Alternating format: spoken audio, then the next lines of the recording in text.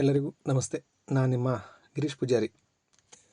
ವಿಷಯ ಏನಂದರೆ, ನಿನ್ನೆ ಶಾಲೆಯಿಂದ ಒಂದು ಮೆಸೇಜ್ ಹಾಕಿದ್ದಾರೆ.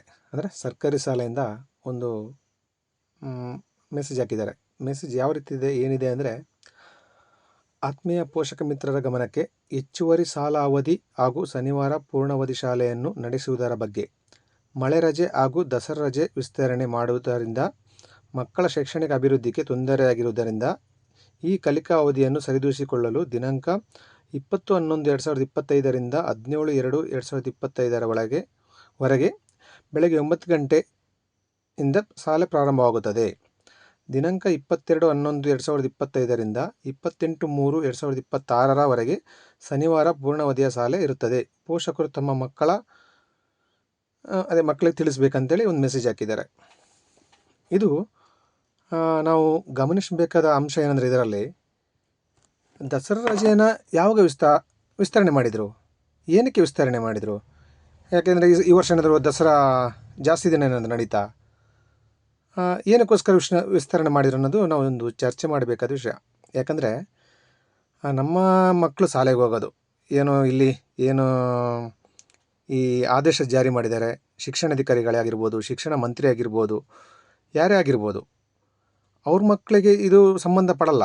ಅವರೆಲ್ಲ ಒಳ್ಳೊಳ್ಳೆ ಹುದ್ದೆಯಲ್ಲಿರ್ತಾರೆ, ರಾಜಕೀಯದಲ್ಲಿರ್ತಾರೆ, ಅವರಿಗೆ ಈ ವಿಷಯಗಳು ಸಂಬಂಧಪಡಲ್ಲ. ಆದರೆ ನಮಗೆ, ನಮ್ಮ ಮಕ್ಕಳಿಗೆ ಈ ವಿಷಯ ಸಂಬಂಧಪಡುತ್ತೆ.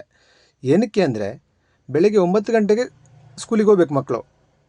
ಅಂದರೆ ಎಷ್ಟು ಗಂಟೆಗೆ ಮನೆಯಿಂದ ಹೊರಡಬೇಕು? ಅಂದರೆ ಮನೆ ಪಕ್ಕದಲ್ಲೇ ಸ್ಕೂಲ್ಗಳು ಕಟ್ಟಿದ್ದಾರೆ ಇವರೇನಾದರೂ, ಅಲ್ವಾ ದೂರ ಎಷ್ಟೆಷ್ಟು ದೂರಗಳ ಹೋಗ್ತಾರೆ ಮಕ್ಕಳು. ಆಗಿರಬೇಕಿದ್ರೆ ಇವರು ಯಾವ ಉದ್ದೇಶದಿಂದ 9 ಗಂಟೆಗೆ ಸ್ಕೂಲ್ ಮಾಡ್ತಿದ್ದಾರೆ? ಇನ್ನೊಂದು ವಿಷಯ ಏನಂದರೆ, ಇವರು ಹೇಳ್ತಿರೋದೇ ಮಳೆ ರಜೆ ಹಾಗೂ ದಸರಾ ರಜೆ ವಿಸ್ತರಣೆ ಅಂತ. ಮಳೆ ಹೌದು, ಜಾಸ್ತಿ ಮಳೆ ಇದ್ದಾಗ ರಜೆ ಕೊಟ್ಟಿದ್ದಾರೆ, ಅದನ್ನು ಒಪ್ಕೊತೀನಿ. ಅದರ ಬದಲಾಗಿ ಶನಿವಾರ ಪೂರ್ಣಾವಧಿ ಕ್ಲಾಸ್ ಮಾಡ್ತಿದ್ದಾರೆ, ಓಕೆ, ಅದರಲ್ಲಿ ನಂದೇನು ಅಬ್ಜೆಕ್ಷನ್ ಇಲ್ಲ. ಇನ್ನೊಂದು ಅದೇ ದಸರಾ ರಜಾ ವಿಸ್ತರಣೆ ಅಂತ ಹಾಕಿದ್ದಾರೆ. ಇಲ್ಲಿ ಅವರು ನೀಟಾಗಿ ಮಾಹಿತಿ ಏನು ಕೊಡಬೇಕಂತ ಹೇಳಿದರೆ, ದಸರಾ ರಜೆಯನ್ನು ವಿಸ್ತರಣೆ ಮಾಡಿಲ್ಲ ಇವರು.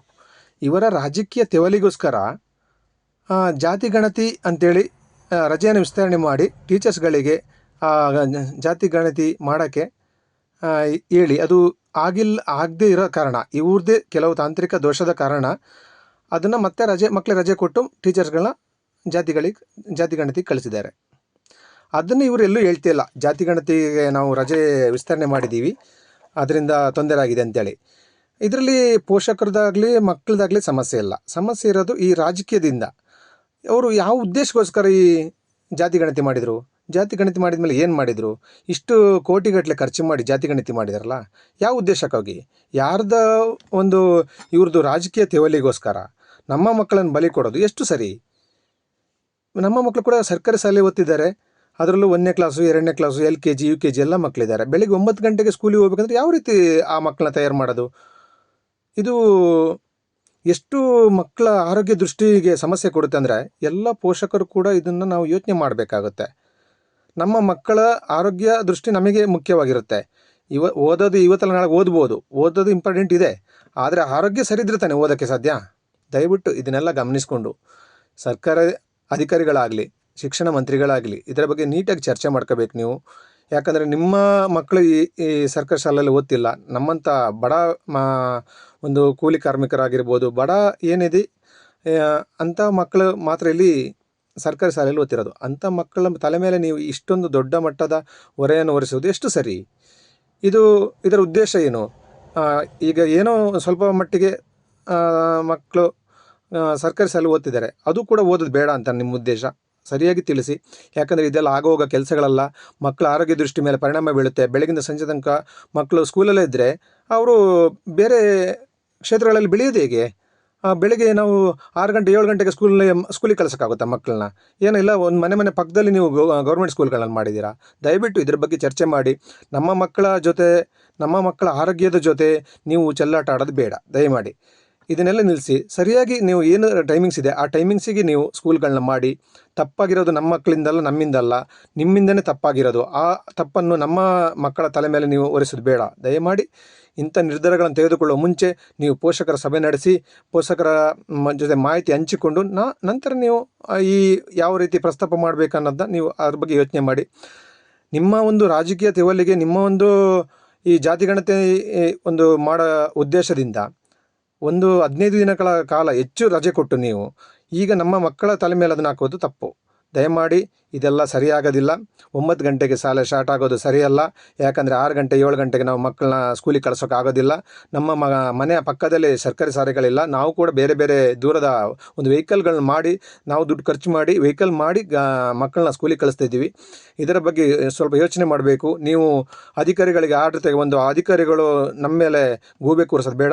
ದಯಮಾಡಿ ಇಂಥ ನಿರ್ಧಾರಗಳು ತೆಗೆದುಕೊಳ್ಳುವ ಮುಂಚೆ ಎಲ್ಲ ಪೋಷಕರನ್ನು ಕರೆದು ಆ ಸ್ಕೂಲ್ಗಳಲ್ಲಾಗಲಿ, ಆ ಅಧಿಕಾರಿ ವರ್ಗದ ವಿಭಾಗದಲ್ಲಾಗಲಿ ನೀವು ಚರ್ಚೆ ಮಾಡಿ ನಂತರ ಒಂದು ನಿರ್ಧಾರ ತೆಗೆದುಕೊಳ್ಳಬೇಕು.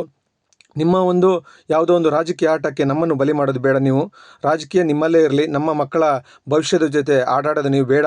ದಯವಿಟ್ಟು ಇಂಥ ಕ್ರಮಗಳನ್ನು ನೀವು ತೆಗೆದುಕೊಳ್ಳೋದೇ ಬೇಡ. ನನ್ನ ಅನಿಸಿಕೆ ಪ್ರಕಾರ ತೆಗೆದುಕೊಳ್ಳೋದೇ ಬೇಡ. ಇದನ್ನು ಎಲ್ಲ ಪೋಷಕರು ಕೂಡ ಸರಿಯಾಗಿ ಅರಿತುಕೊಳ್ಬೇಕು. ಇಲ್ಲಾಂದರೆ ಇವತ್ತು ನಾವು ಇಂಥ ಒಂದು ನೀತಿಗಳಿಗೆ ಒಪ್ಕೊಂಡ್ರೆ ಮುಂದೆ ನಮ್ಮಲ್ಲಿ ಇನ್ನಷ್ಟು ಹೊಸ ರೂಲ್ಸ್ಗಳು ತರ್ಬೋದು. ಇಂಥ ರೂಲ್ಸ್ಗಳು ತರೋದು ಅಗತ್ಯ ನಮಗೂ ಇಲ್ಲ, ನೀವು ತರೋದು ಬೇಡ. ಹಾಗಿರುವಾಗ ಇನ್ನೊಮ್ಮೆ ಎಲ್ಲ ಪೋಷಕರು ಮತ್ತು ಮಕ್ಕಳಲ್ಲಿ ನಾನೊಂದು ವಿನಂತಿ, ಇಂಥ ಒಂದು ರಾಜಕೀಯ ಒಂದು ತೆವಲಿದೆಯಲ್ಲ, ಅದನ್ನು ಬೇರೆ ಭಾಷೆಯಲ್ಲಿ ಹೇಳಿದ್ರೆ ಅರ್ಥ ಆಗಲ್ಲ. ಯಾಕಂದರೆ ಇದು ರಾಜಕೀಯ ಉದ್ದೇಶಕ್ಕೋಸ್ಕರನೇ ಜಾತಿ ಗಣತಿ ಮಾಡಿರೋದು. ಬೇರೆ ಕಡೆ ಹೇಳ್ತಾರೆ ಜಾತಿ ಯಾವುದಿಲ್ಲ, ಎಲ್ಲ ಒಂದೇ ಜಾತಿ ಅಂತ. ಇಲ್ಲಿ ನೋಡಿದರೆ ಸ್ಕೂಲ್ಗಳಲ್ಲೇ ಜಾತಿ ಗಣತಿ ಮಾಡಿ ಟೀಚರ್ಸ್ಗಳ ಹತ್ರನೇ ಹೇಳಿಸ್ತಾರೆ ಬಾಯಿಂದ, ಜಾತಿ ಅಲ್ಲಪ್ಪ, ಎಲ್ಲ ಒಂದೇ ಜಾತಿ, ನಾವೆಲ್ಲ ಒಂದೇ ಅಂತ. ಅದೇ ಟೀಚರ್ಸ್ಗಳನ್ನ ಕಳಿಸಿ ಮನೆಗೆ ನೀವು ಯಾವ ಜಾತಿ ಯಾವ ಪಂಗಡ ಅಂತೆಲ್ಲ ಅವ್ರ ಹತ್ರನೇ ಕೇಳ್ತಾ ಇದ್ದಾರೆ. ದಯಮಾಡಿ ಇಂಥ ಒಂದು ಏನು ನೀತಿಗಳಿದೆ ಅದನ್ನೆಲ್ಲ ಬಿಟ್ಟಾಕಿ ನಾವೆಲ್ಲ ಒಂದೇ ಅನ್ನೋ ಭಾವನೆ ತಗೊಂಡು ಒಳ್ಳೆ ರೀತಿಯಲ್ಲಿ ತಗೊಳ್ಳಿ. ನಮ್ಮ ಮಕ್ಕಳ ಜೀವನ ಜೊತೆ ನೀವು ಆಟ ಆಡೋದು ಬೇಡ. ಅವರ ಆರೋಗ್ಯ ಪರಿಸ್ಥಿತಿ ಏನಾಗ್ಬೋದನ್ನು ಯೋಚನೆ ಮಾಡಬೇಕು. ದಯಮಾಡಿ ಇನ್ನು ಮುಂದೆ ಇಂತಹ ನಿರ್ಧಾರಗಳನ್ನು ತೆಗೆದುಕೊಳ್ಳುವ ಮುಂಚೆ 10 ಬಾರಿ ಯೋಚನೆ ಮಾಡಿ. ಯಾಕಂದರೆ ಇದು ಮಕ್ಕಳ ಭವಿಷ್ಯ. ನೀವು ಅಲ್ಲಿ ಏನಂತ ಹಾಕಿದ್ದೀರ ಅಂದರೆ ಕಲಿಕಾ ಅವಧಿ ಸರಿದೂಗಿಸಿಕೊಳ್ಳಲು ಅದು ಅವಶ್ಯಕತೆ ಇಲ್ಲ. ಬೇಕಿದ್ರೆ ಅದೇ ಸ್ವಲ್ಪ ಹೆಚ್ಚು ಕಮ್ಮಿ ಮಾಡಿ ಶನಿವಾರ ಪೂರ್ತಿ ಕ್ಲಾಸ್ ಮಾಡ್ತಾಯಿದ್ದೀರಿ, ಅದರಲ್ಲೇ ಸರಿದೂಗಿಸಿಕೊಳ್ಳಿ. ನಾವೇನು ರಜೆ ಕೊಡಿ ಅಂತ ಕೇಳಿಲ್ಲ. ಅಲ್ಲ ದಸರಾ ಏನೋ 15 ಒಂದು ತಿಂಗಳು ದಸರಾ ಆಗಿಲ್ಲ. ವರ್ಷ ಏನು ಮಾಡ್ತಿದ್ದು ಅದೇ ಟೈಪ್ ಇಲ್ಲಿ ಈ ಸರಿ ಕೂಡ ಆಗಿದೆ. ದಯವಿಟ್ಟು ಸರ್ಕಾರ ಆಗಲಿ, ಶಿಕ್ಷಣ ಮಂತ್ರಿಗಳಾಗಲಿ, ಅಧಿಕಾರಿಗಳಾಗಲಿ ಇದನ್ನು ಸರಿಯಾಗಿ ಒಂದು ಯೋಚನೆ ಮಾಡಿ ಏನು 9 ಗಂಟೆ ಇದೆ ಅದನ್ನು ಕ್ಯಾನ್ಸಲ್ ಮಾಡಬೇಕಂತ ನಾನು ಎಲ್ಲ ಪೋಷಕರ ಪರವಾಗಿ ಕೇಳ್ಕೊಳ್ತಿದ್ದೇನೆ. ದಯಮಾಡಿ ಶನಿವಾರ ಬೇಕಿದ್ರೆ ಪೂರ್ತಿ ಕ್ಲಾಸ್ ಮಾಡಿ, ಆದರೆ 9 ಗಂಟೆ ಅಂತಿದೆಯಲ್ಲ ಅದನ್ನು ತೆಗೆದು ಕರೆಕ್ಟ್ ಏನು 10 ಗಂಟೆ ಕ್ಲಾಸ್ ಇತ್ತು ಆ 10 ಗಂಟೆಗೆ ಮಾಡಿ. ದಯವಿಟ್ಟು ನಮಗೂ ಕೂಡ ನಮ್ಮ ಮಕ್ಕಳಿಗೆ ಆರೋಗ್ಯ ದೃಷ್ಟಿ ತುಂಬ ಇಂಪಾರ್ಟೆಂಟ್ ಆಗಿದೆ. ದಯಮಾಡಿ ನನ್ನ ಒಂದು ಮನವಿನ ತೆಗೊಳ್ಳಿ ಅಂತ ಎಲ್ಲ ಪೋಷಕರ ಪರವಾಗಿ ನಾನು ನಿಮ್ಮಲ್ಲಿ ಕೇಳ್ಕೊಳ್ತಿದ್ದೇನೆ. ಧನ್ಯವಾದಗಳು.